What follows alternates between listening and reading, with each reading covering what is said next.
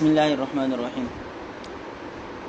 قال شيخنا صالح الجنيني أنه لا يجوز الابتداء من هذه الكتب إلا إذا علم المنقول عنه والاطلاع على ماخذها، هكذا سمعته منه وهو علامة في الفقه مشهور والعودة عليه. یہ شیخ صالح الجنینی رحمہ اللہ کے حوالے سے یہ کہتے ہیں کہ ان کتابوں سے فتویٰ دینا درست نہیں ہے. تین قسم کی کتابوں سے فتویٰ دینا درست اور جائز نہیں ہوتا. ایک وہ کتابیں جو انتہائی مختصر ہوتی ہے، اتنی زیادہ مختصر ہوتی ہے کہ اختصار کی وجہ سے اجاز جیسی کیفیت پیدا ہو اور وہ فہم کے اندر مخل ہو.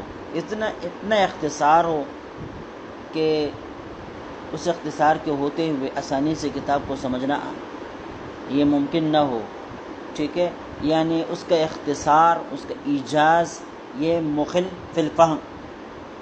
اس قسم کی کتابوں سے فتویٰ دینا پہ درست نہیں ہوتا، اگرچہ وہ بڑے اکابر کی کتابیں ہو اور معتمد قسم کے ائمہ کی کتابیں ہو، جیسے کہ در المختار ہے اور الاشباح والنظائر ہے. اب یہ کتابیں ایسی نہیں ہے کہ ان کے مصنفین کوئی ناقابل اعتبار ہے. مصنفین قابل اعتبار ہے، لیکن انہوں نے اختصار سے کام لیا، اتنا اختصار سے کام لیا کہ وہ مخلف الفہم بن گئے. اس وجہ سے ان سے فتویٰ دینا درست نہیں ہے. اسی طرح جو کتابیں ضعیف اقوال پر مشتمل ہوتی ہیں تو ان کتابوں سے بھی فتویٰ دینا درست نہیں ہوتا، اس کی اجازت نہیں ہے. تیسری وہ کتابیں جو ایسے مصنفین کی ہے جن کے حالات کا پتہ نہیں ہے کہ وہ آیا اس منصب کے ہے کہ ان کے قول پر فتویٰ دیا جائے یا نہ دیا جائے، یعنی ان کی فقہی حیثیت واضح نہیں ہوتی، معلوم نہیں ہوتی، مجہول ہوتی ہے. اس قسم کے مصنفین کی لکھی ہوئی کتابوں کے اوپر اپنی فتویٰ دینا درست اور جائز نہیں ہوتا. الا اذا علم المنقول عنہ، البتہ اگر یہ مفتی منقول عنہ کو جانتا ہو اچھی طرح، جس آدمی کا قول اس کتاب والے نے نقل کیا ہے وہ آدمی بھی قابل اعتبار ہے، فقیہ ہے، اور اس نقل پر بھی اعتبار ہے. والاطلاع علی ماخذها، اس طرح اگر ان کتابوں کے اندر جو مسئلہ ذکر ہے اس مسئلہ کے ماخذ کے بارے میں بھی آپ کو پتہ ہے کہ بھئی یہ مسئلہ اس عالم دین نے لکھا ہے، اس مصنف نے لکھا ہے، صحیح لکھا ہے. صحیح اس لیے لکھا ہے کہ فلاں کتاب میں اس کا ذکر موجود ہے اور وہ کتاب قابل اعتبار ہو. یعنی جس کتاب سے اس نے یہ مسئلہ لے کر اپنے کتاب کے اندر لکھا ہے وہ ماخذ، وہ کتاب آپ کو معلوم ہو، تو پھر اس صورت میں آپ اسی قول پر اعتبار کر کے فتویٰ دے سکتے ہیں. لیکن اس کا یہ مطلب نہیں ہے کہ ان کتابوں کو سرے سے دیکھا نہ جائے، ان کتابوں کا مطالعہ ہی نہ کیا جائے، بلکہ اس کا مطلب یہ ہے کہ صرف اور صرف ان کتابوں پر اعتبار کر کے فتویٰ نہ دیا جائے، ان کے ساتھ 2-3 کتابیں اور بھی دیکھی جائیں.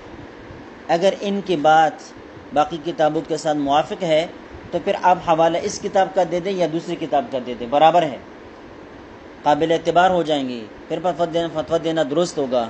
لیکن اگر دوسری کتابیں آپ نے ان کتابوں کے ساتھ نہیں دیکھی ہے تو پھر صرف اور صرف ان کتابوں کو دیکھ کر فتویٰ دینا یہ درست اور جائز نہ ہوگا.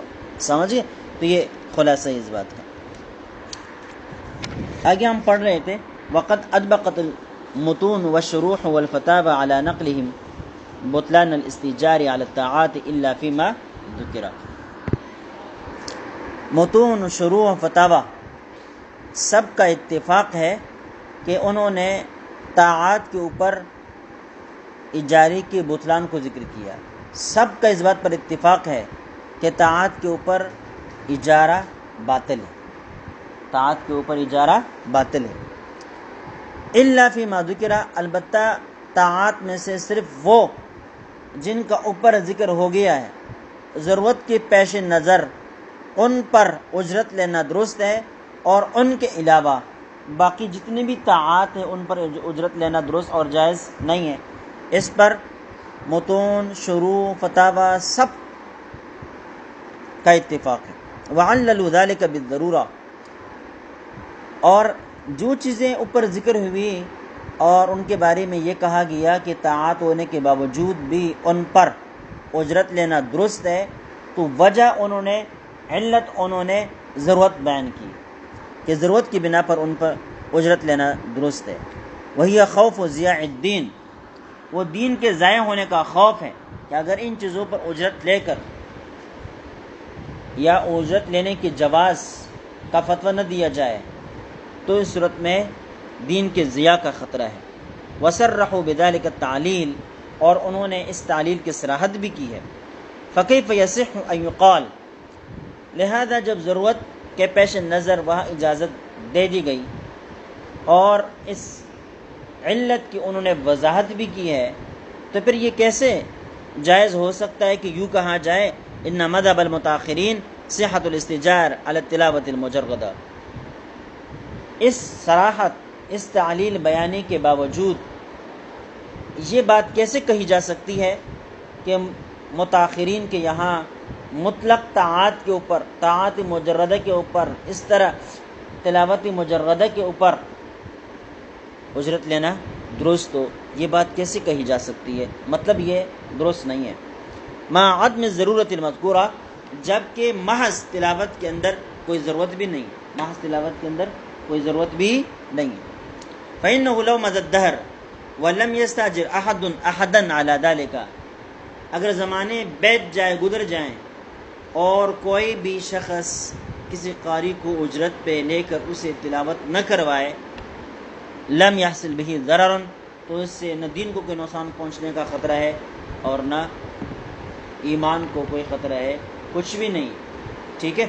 لہذا یہ بات دیکھ لینے چاہیے۔ ہمارے اعمال اور ہوتے ہیں، ہماری جو ہے نا فتوے اور ہوا کرتے ہیں، تو ہم قاری بنتے ہیں تو اس لیے کہ کل جو ہے تلاوتیں کریں گے، مجلسوں میں جائیں گے، کانفرنسز میں ہم سے آغاز کروایا جائے گا اور اس کے اتنے پیسے ہمیں دے دیے جائیں گے، تو یہ میں نے کل بھی بتلا دیا تھا، یہ محض تلاوت کے زمرے میں آتا ہے اور اس پر کسی قسم کی اجرت لینا درست اور جائز نہیں ہے۔ بل الضرر صار فی الاستجار علیہ، بلکہ ضرر تو یہ ہے کہ اس کے اوپر اجرت لی جائے۔ مذکورہ صورتوں میں جو تعلیم دین کے حوالے سے بات تھی، وہاں پر ضرر یہ تھا کہ اجرت نہ لی جائے، نہ دی جائے، کیونکہ ضیاع دین کا خطرہ تھا۔ یہاں پر اس کا معاملہ بالکل الٹا ہے، عکس ہے کہ اجرت دی جائے تو یہ دین کو نقصان ہے، اجرت دی جائے، اجرت لی جائے تو یہ دین کا نقصان ہے۔ حیث صار القرآن مقصبا یا مقصبا وحرفتا یتجر بها، اس لیے کہ قرآن پاک اب کیا بن جائے گا، یعنی کسب کا ذریعہ بن جائے گا، کسب کا ذریعہ بن جائے گا، لوگ اس کو اپنا پیشہ بنا لیں گے اور پھر ثواب کی خاطر تلاوتیں نہیں کی جائیں گی۔ وصار القاری منہم لا یقرأ شیئا لوجہ اللہ تعالی خالصا، قاری کی حالت یہ ہو جائے گی کہ اللہ کی رضامندی کے لیے کبھی بھی تلاوت نہیں کرے گا، بلکہ وہ بہتر سے بہتر تلاوت وہی کرے گا جہاں پہ بہتر سے بہتر اور اچھے سے اچھے پیسے مل رہے ہو۔ بل لا یقرأ الا الاجرہ، جب بھی پڑھے گا تو اجرت ہی کے لیے پڑھے گا۔ وہ الریا المحض الذی هو ارادۃ العمل لغیر اللہ تعالی، اجرت کے لیے پڑھنا یہ ریا کے زمرے میں آتا ہے جو غیر اللہ کے لیے عمل کے زمرے میں آتا ہے، غیر اللہ کے لیے عمل کے زمرے میں آتا ہے۔ فمن این یحصل له الثواب الذي طلب المستاجر ان يهديه لمیته، تو بھائی جب قاری پیسے لے کر تلاوت کرتا ہے تو اس کو خود ثواب نہیں ملتا، جب اس کو خود ثواب نہیں ملتا تو جو آدمی اس سے یہ پڑھوا رہا ہے، ایصال ثواب کروا رہا ہے، تو اس کی میت کو کیسے ثواب پہنچے گا؟ کہ قاری کو خود ثواب نہیں ملا، قاری کی اعمال نامے میں خود ثواب نہیں آیا، تو وہ دوسرے کو کیا چیز منتقل کر سکے گا، ایصال اس کا کر سکے گا جب اس کے پاس خود ہے ہی نہیں۔ اس وجہ سے کہتے ہیں قرآن خوانی کے اوپر کسی قسم کی اجرت لینا درست اور جائز نہیں۔ اس طرح جو تراویح کی صورتیں ہیں کل میں نے بتلا دیا تھا، یہ بھی درست اور جائز نہیں، لیکن اس میں مفتی فرید صاحب کا یہ فتویٰ ہے اور فتاوی فریدیہ میں شاید موجود ہے. وہ فرماتے ہیں کہ اگر ہدیتاً دے دیا جائے تو درست ہے، یعنی طے نہ کیا جائے اور یہ گمان بھی دل کے اندر کسی قاری کا نہ ہو کہ میں وہاں پر قرآن پاک سنا رہا ہوں اور مصلی سنا رہا ہوں، مجھے کچھ نہ کچھ ضرور ملے گا. اس قسم کا گمان، اس قسم کا ارادہ اس کا نہ ہو، بغیر خالی و ذہن ہو کر وہ محض اللہ کی رضا کے لیے اگر کہیں جاتا ہے اور پھر اس کے بدلے میں نہ صحیح ویسے لوگ اکراماً اس کو ہدیہ دے دیتا ہے، تو مفتی صاحب لکھتے ہیں کہ یہ اس کے لیے لینا جائز ہوگا. باقی حضرات کہتے ہیں کہ یہ لینا بھی جائز نہیں ہے، اس لیے کہ المعروف کالمشروط، یعنی عام معاشرے کے اندر جو چیز معروف ہوتی ہے عقد کے اندر گویا کہ وہ مشروط ہوتی ہے، اور شرط لگا کر اس طرح ختم کرنا درست اور جائز نہیں ہوتا. اس لیے شرط نہ بھی لگایا جائے عرف کی بنا پر، پھر بھی لینا درست اور جائز نہ ہوگا. لیکن ایک بات ذہن میں آ رہی ہے کہ بھائی یہ جو حفاظ ہوتے ہیں، مصلی سنانے والے، یہ آپ کی زکوٰۃ، صدقات اور ہدایین کے لیے وجہ ترجیح بن سکتے ہیں. ہدایین کے لیے کیا بن سکتے ہیں؟ وجہ ترجیح بن سکتے ہیں. وجہ ترجیح کا مطلب یہ ہے کہ پہلے سے آپ کسی مستحق کو تلاش کر رہے ہیں کہ کوئی مستحق مجھے مل جائے تو میں اس کو اپنی زکوٰۃ دوں گا، صدقۃ فطر دوں گا، یا ویسے رمضان کا مبارک مہینہ ہے کچھ ہدیہ دوں گا، کوئی نفلی صدقہ دوں گا. لیکن کوئی اچھا سا آدمی ملے جو جس پر میرے دل کو اطمینان ہو، جس کو میں کھلاؤں پلاؤں، جس کو میں کچھ دے دوں، کپڑے دے دوں، تو دل خوش ہو، دل کو اطمینان ہو. اگر اس قسم کی حالت ہو اور پھر آپ کی مسجد میں، آپ کے محلے میں کوئی اس قسم کا قاری آ جاتا ہے جو بہترین قرآن پڑھتا ہے، مستحق بھی ہے، تو پھر یہ آپ کی وجہ ترجیح بن سکتا ہے کہ بھائی میں نے تو کسی نہ کسی کو دینا ہے، تو کسی اور کو دینے کے بجائے اس کو دے دوں، کسی اور کو دینے کے بجائے اس کو دے دوں. ان دونوں یا دو تین افراد آپ کے سامنے ہیں، بھائی اس کو دے دوں، اس کو دے دوں، ان میں سے ایک کو دے سکتا ہوں، باقی کسی کو نہیں دے سکتا، تینوں کو نہیں دے سکتا.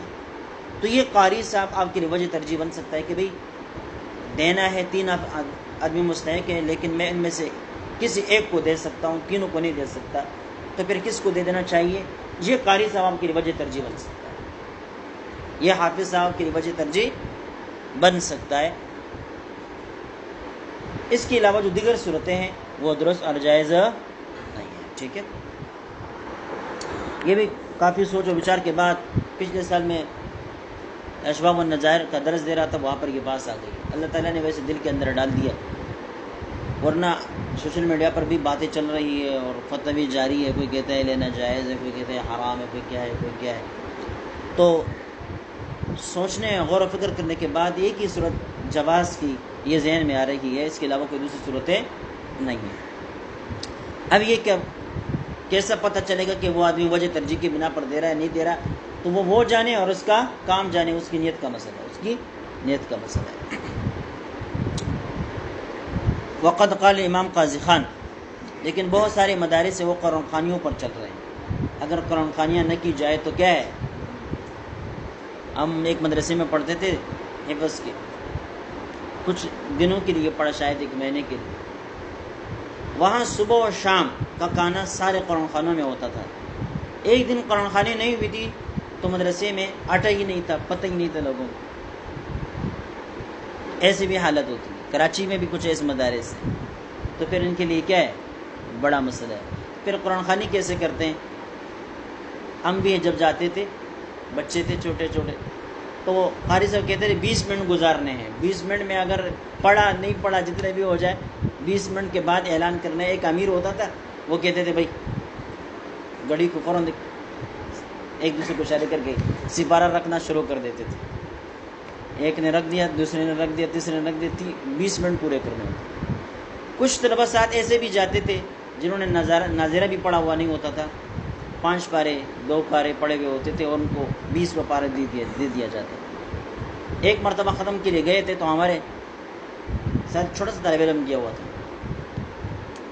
اب اس کے ساتھ جس گھر میں ہم گئے ہوئے تھے اس گھر کا آدمی اس طالب علم کے ساتھ بیٹھا ہوا تھا، اور طالب علم کے نام سبحان اللہ سبحان اللہ سبحان اللہ سبحان اللہ اس طرح پڑھ رہا تھا۔ اب گھر والی نے سن لیا بھائی کہ یہ تو پارا نہیں پڑھ رہا ہے، تو سبحان اللہ اور جو ہے نا آوازیں نکال رہا ہے، تو اس نے فوراً امیر صاحب سے کہا یہ بچہ تو تلاوت نہیں کر رہا، یہ تو ذکر کر رہا ہے، پتہ نہیں کیا کر رہا ہے۔ تو امیر صاحب نے کہتے یہ ہمارا طالب علم ہے ہی نہیں، کہاں سے آ گیا، ہم اس کو جانتے بھی نہیں ہیں، نکال دیا اس کو باہر۔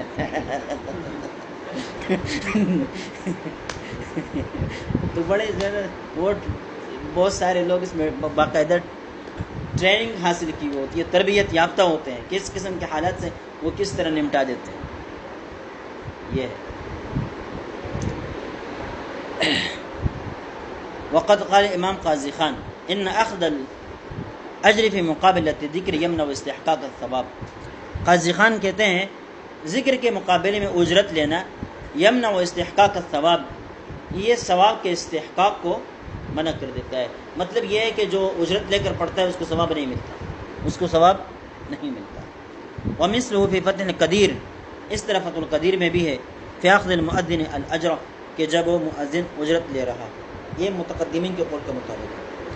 ولو علم انه لا ثواب له لم يدفع له فلسا واحدا، جب پڑھوانے والے کو اس بات کا پتہ چل جائے کہ قاری کو بھی کچھ ثواب ملنے والا نہیں ہے تو وہ کبھی بھی اس کو 1 روپے بھی نہیں دے گا، اس لیے کہ جب پڑھوانے والے کو اس بات کا پتہ ہے کہ جب اس کو ثواب نہیں مل رہا تو یہ میری میت کو کیا ایصال کر دے گا، میری میت کو کیا ایصال کر دے گا۔ فصاروا يتوسلون الى جمع الحطام الحرام بوسیلۃ ذکر والقرآن، اب یہ لوگ یہ حرام چیزوں کو جمع کرتے ہیں بے وسیلت ذکر والقرآن، قرآن پاک اور ذکر کی وسیلے سے، ذکر کروا کر کہتے ہیں ہم تمہارے یہاں ختم خواجگان کر دیں گے، ختم خواجگان کر دیں گے، آپ بس تھوڑی سی دعوت کر دیں، 4 5 10 15 آدمی آئیں گے، بزرگان دین آ جائیں گے، اب ان کی دعوت کر دیں، آپ کے یہاں ختم خواجگان ہو جائے گا، برکتیں آ جائیں گی، کھانا بھی کھا لیا، ذکر بھی ہو گیا۔ اب بات آئی سمجھ میں، الٹا اس کے اوپر احسان بھی کر دیا۔ ہمارے یہاں تشریف لائے تھے پیر صاحب تشریف لے کر آئے تھے۔ تو بھائی یہ ساری چیزیں چلتی ہیں، لیکن اسلام کو جو کہا جاتا ہے نا قید کیا ہے، الدنیا سجن المومن، تو اس قسم کی زندگی قید کی زندگی ہوتی ہے۔ اب دیکھیں ہماری جوانی ہے، بچپن ہے، لیکن اس منصب کی وجہ سے ہم بہت سارے کام نہیں کر سکتے، گھر سے باہر نکلتے ہیں تو پھر بامشقت رہنا پڑتا ہے، کلاس میں آتے ہیں تو بامشقت رہنا پڑتا ہے، باہر جاتے ہیں ہر جگہ مشقت رہنا پڑتا ہے۔ حالانکہ عام آدمیوں کی طرح ہم بھی چاہتے ہیں کہ گل مل کر گپے لگا کر مجلسیں لگا کر رہے، لیکن نہیں رہ سکتے، یہ کام ہم کر نہیں سکتے۔ تو اس طرح مومن کی زندگی ہے کہ بہت سارے کام وہ کرنا چاہ رہا ہوگا، لیکن اسلام اور شریعت کے دائرے کے اندر رہنے کی وجہ سے وہ نہیں کر سکتا ہوگا۔ تو پھر اس کا یہ مطلب نہیں ہے کہ آپ اور یہ بدلیں، اسلام کے اور بزرگوں کے لحاف اور لباس میں یہ سارے کام کرتے رہیں، اس کی اجازت نہیں ہے۔ آپ ذکر و اذکار کریں نہیں، دنیا بھر عمر بھر میں کبھی ذکر و اذکار کریں نہیں، لیکن اپنے جو ہے نا فرائض کا اہتمام کریں، واجبات کو ترک نہ کریں، فسق و فجور سے اپنے آپ کو بچائے، تو آپ کے اوپر اس قسم کے حلقے لگانا، ذکر کروانا، ختم خواجگان کرنا نہ کرنا، اس سے کوئی آپ کو کوئی گناہ تو نہیں ملتا، نہ اس سے مرتبے کے اندر کوئی کمی آ جاتی۔ لیکن اگر یہ سارے کام آپ نے کر دیے اور بالعوض کر دیے، دنیا کی خاطر کر دیے، ریاءً کر دیے، تو یہ الٹا آپ کے لیے باعث گناہ بن جائیں گے، باعث وبال بن جائیں گے، ثواب کی جگہ پر آپ الٹے عقاب کے مستحق بن جائیں گے۔ وصار الناس یعتقدون ذلک من اعظم القرب، اب لوگوں نے کیا کیا، ان چیزوں کو قرب کے بڑی اسباب میں سے سبب سمجھ لیا کہ یہ بھی قرب کا بڑا ذریعہ ہے، ٹھیک ہے، کہ اس کے ذریعے سے اب لوگ کیا کرتے ہیں، قرب حاصل کرتے ہیں، پیسے لے کر بھی لوگ اس کو کیا سمجھتے ہیں، کہتے ہیں ہم تو لوگوں کے گھروں میں جا کے قرآن پڑھتے ہیں، بات آئی سمجھ میں۔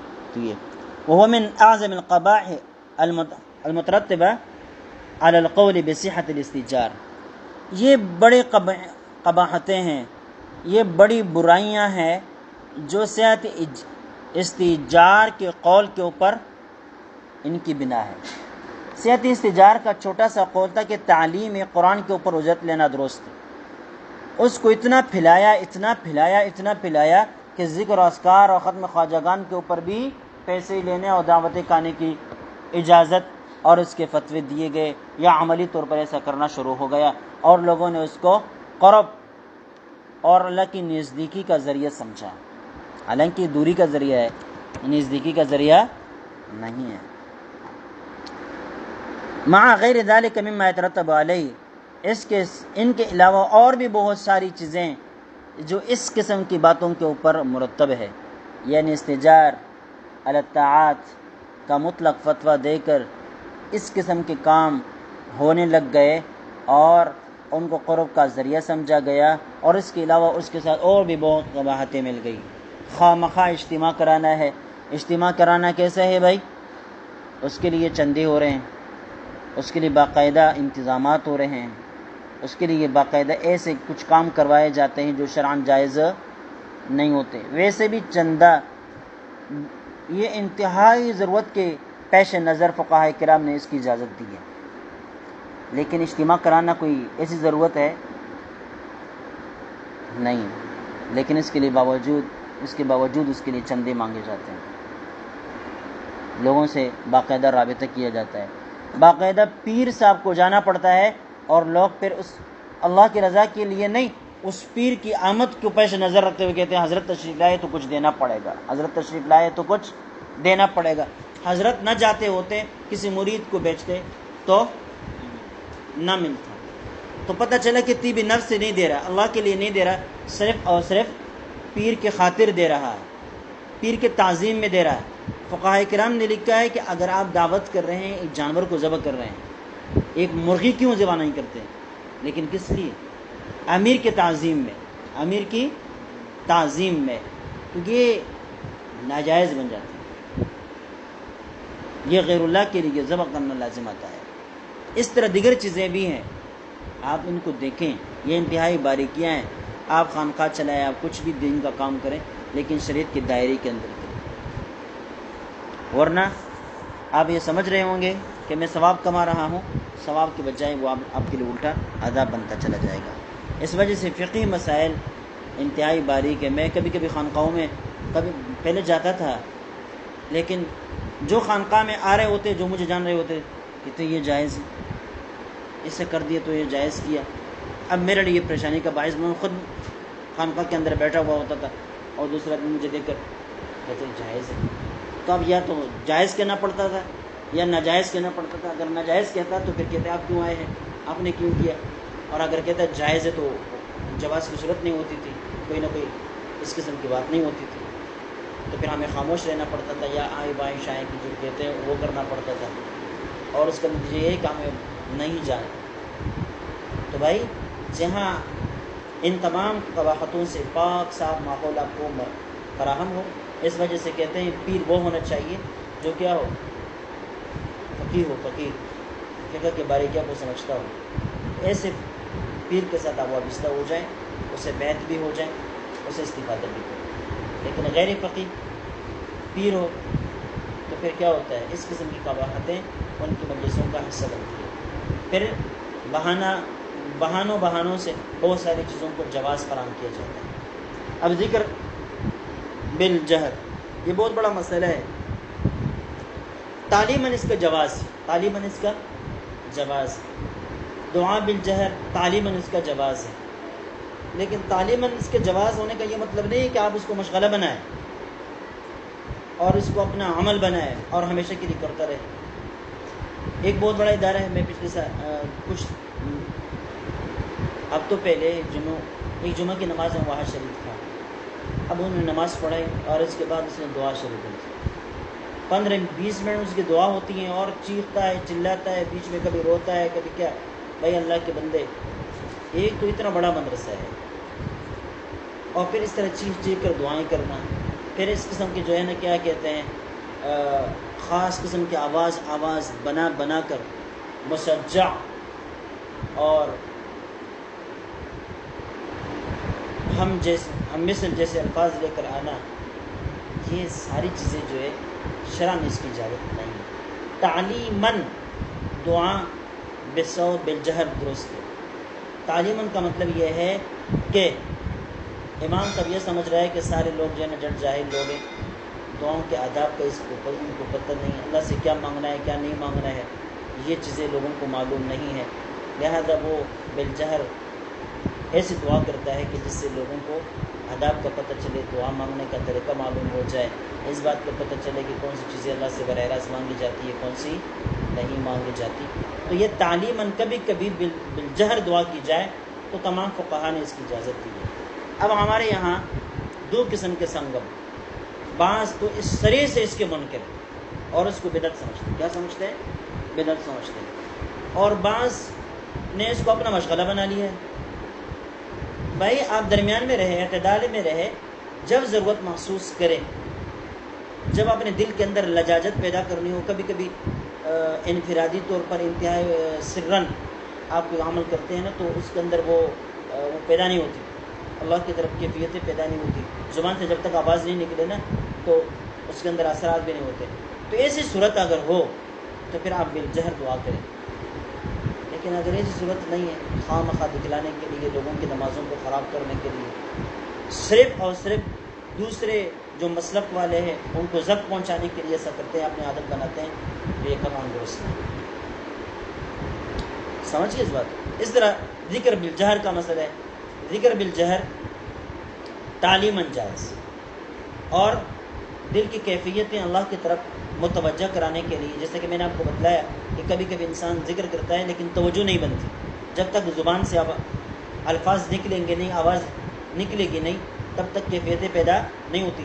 اس قسم کے کیفیت کو دل میں پیدا کرنے کے لیے یا اپنے مریدین کو ذکر کا طریقہ سکھلانے کے لیے آپ ذکر بالجہر کرتے ہیں تو اس کا جواز ہے، لیکن اس کو خواہ عادت بنا لینا اور پھر اپنے ہر مرید کو کہنا کہ بھئی تم نے اتنے بار ذکر بالجہر کرنا ہے اور اتنے بار بالسر کرنا ہے، تو یہ چیزیں جو ہے اس کی شریعت اجازت نہیں دیتی۔ یہ چیزیں ہمیں دیکھ لینی چاہیے، سمجھ لینی چاہیے اور اس کے مطابق پھر عمل کرنا چاہیے۔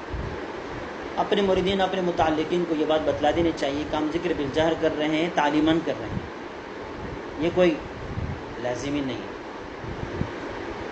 دعا کر رہے ہیں تو صرف اور صرف جواز کے قول کے اوپر عمل کرنے کی خاطر کر رہے ہیں، تعلیماً کر رہے ہیں، اور کیا ہے توجہ اللہ کی طرف بنانے کے لیے کر رہے ہیں، کوئی دوسرا مقصد نہیں ہے۔ تو کبھی کبھی آپ ترک بھی کریں، کبھی کبھی کریں، 2-3 جمعے پڑھا رہے تو ایک جمعے میں آپ سرن، 2 جمعے میں سرن کریں، ایک جمعے میں جہرن کریں، یا ترتیب الٹ دیں۔ کبھی کبھی جو ہے آپ سرن کریں، کبھی کبھی آپ جہرن کریں، تاکہ لوگوں کو پتہ چلے کہ جہرن کیوں کیا جا رہا ہے اور سرن کیوں کیا جا رہا ہے۔ اس طرح ذکر کی محفلیں، اگر کوئی شخص اس مقام تک پہنچا ہوا ہے کہ اس کو بالجہر ذکر کی ضرورت نہیں ہے، سرن بھی اگر وہ ذکر کرے تب بھی اس کی توجہات اللہ کی طرف مائل ہے، تو خواہ مخواہ اس کو زیر بالجہر پر آپ کیوں مجبور کر رہے ہیں؟ خواہ مخواہ کیوں کہا جا رہا ہے کہ بھئی تم نے ذکر بالجہر ہی کرنا ہے؟ ذکر کل بھی کریں۔ یہ تو ذکر بالجہر سے صرف اور صرف دل کی کیفیات اللہ کی طرف متوجہ کرنا مقصود ہے، دل کے اندر اللہ کا لے آنا یہ مقصود ہوا کرتا ہے۔ اگر ایک شخص کو پہلے سے یہ کیفیت حاصل ہے تو پھر وہ ذکر کل بھی کرتا رہے، سرن ذکر کرتا رہے، اس کو آپ کیوں خواہ مخواہ صرف اور صرف اپنے مسلک منوانے کے لیے اسے ذکر بالجہر کرواتے؟ تو یہ درست طریقہ نہیں ہے۔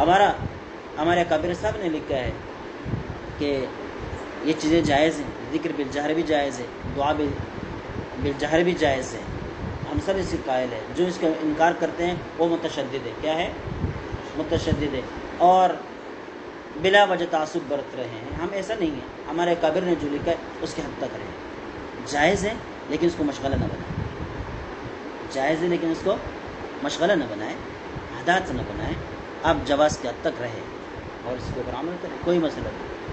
لیکن اگر اس کو مشغلہ بنائیں گے صرف دوسروں کو ستانے کے لیے، جیسے کہ مولوی صاحب کو میں سن رہا تھا، وہ کہہ رہا تھا میں نے مونچھیں لوگوں کو جلانے کے لیے رکھی ہے۔ کس کے لیے؟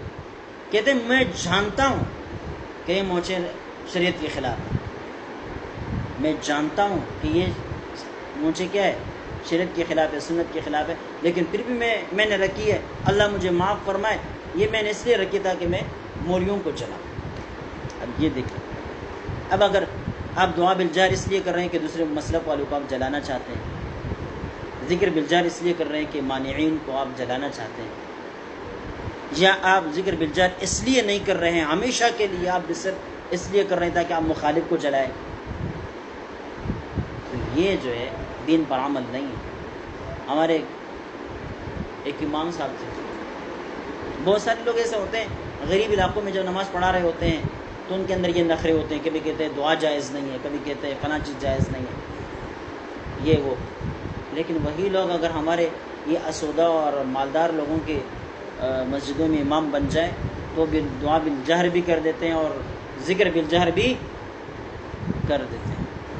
تو وہاں ہمارے پاس وہ امام تھے، وہ دعا بھی نہیں کرتے تھے، نماز پڑھی ایسے اٹھ کر چلا گیا، کہتے جائز نہیں۔ عید کی نماز میں، جمعہ کی نماز میں نماز پڑھی، سلام پھیرا اور چل پڑا، کہتے سنتیں بھی آنے پڑیں گے، گھر میں پڑھیں۔ سنتوں کے لیے وقت نہیں دیا کرتا تھا، جب تقریر اس کی ختم ہوتی تھی، تقریر ختم ہونے کے فوراً بعد دوسری اذان شروع ہو جاتی تھی اور خطبہ شروع کر دیتے تھے، کہتے ہیں گھر میں پڑھو، سنتیں گھر میں پڑھو۔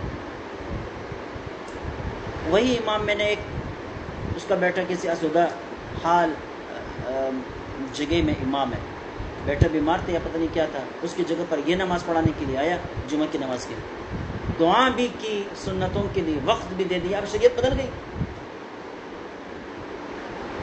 دیکھیں یہ چیزیں، آپ اعتدال کے اندر رہے، اعتدال یہی ہے کہ جو چیز جواز کے حد تک ہے اس کو جواز کے حد تک رکھیں، اور اگر آپ یہ سمجھتے ہیں کہ میرے اس جوازی عمل سے کوئی برائی پھیلتی ہے یا جو ہے غلط نظریہ پھیلتا ہے، تو ہر جائز چیز کے اوپر عمل کرنا تو لازمی نہیں ہوتا، ہر جائز چیز کے اوپر عمل کرنا تو لازم نہیں ہوتا، جائز تو ہے، لیکن بھائی ہم یہاں جس حالت کے اندر ہے، اس حالت کے اندر ہم اس پر عمل نہیں کر سکتے، نہیں کر رہے ہیں، تو جائز ماننا الگ چیز ہے، اور پھر اس کو واجب کے درجات تک پہنچا دینا الگ چیز ہے، اس کو اپنا مشغلہ بنا لینا الگ چیزیں۔ اس کے اندر کیا ہونا چاہیے؟ اعتدال ہونا چاہیے۔ اب تو یہ حالت ہے کہ اگر کوئی شخص آپ کے مسلک، آپ کے عمل کے خلاف، مسلک کے خلاف نہیں، آپ کے عمل کے خلاف بھی کوئی بات کرتا ہے، آپ اس کو مسلک کے ساتھ چھوڑ دیتے بھائی، یہ آپ کے عمل پر تنقید ہو رہی ہے، مسلک پر تنقید نہیں ہو رہی، لیکن اس کو مسلک کے ساتھ چھوڑ دیتے ہیں، وہ فلاں ہیں، وہ فلاں ہیں، وہ فلاں ہیں، وہ فلاں ہیں۔ اللہ کے بندو، ایسی کوئی بات نہیں، شرعی مسئلہ ہے، جو چیز جس حد تک ہے اس کو اس حد تک رکھ لینے چاہیے۔ تخصص کر کے بھی اگر کوئی شخص ان باریکیوں کو نہ سمجھے تو یہ اس کی غلطی ہے۔ تعصب کو دل سے نکالنا پڑے گا، تخصص کرنے کے لیے جانبداری دل سے نکالنی پڑے گی، اور صرف شریعت کی منشا کو مد نظر رکھ کر فتویٰ بھی دینا ہوگا، عمل بھی کرنا ہوگا۔ اگر آپ یہ سمجھتے کہ میں نے شریعت کو نہیں مسلک کو دیکھنا ہے تو پھر آپ مفتی نہیں بن سکتے، آپ جانبدار ہے، آپ متعصب ہے، آپ متعنت ہے، آپ ضدی ہے، آپ ہٹ درم ہے، یہ چیزیں نہیں چلتی۔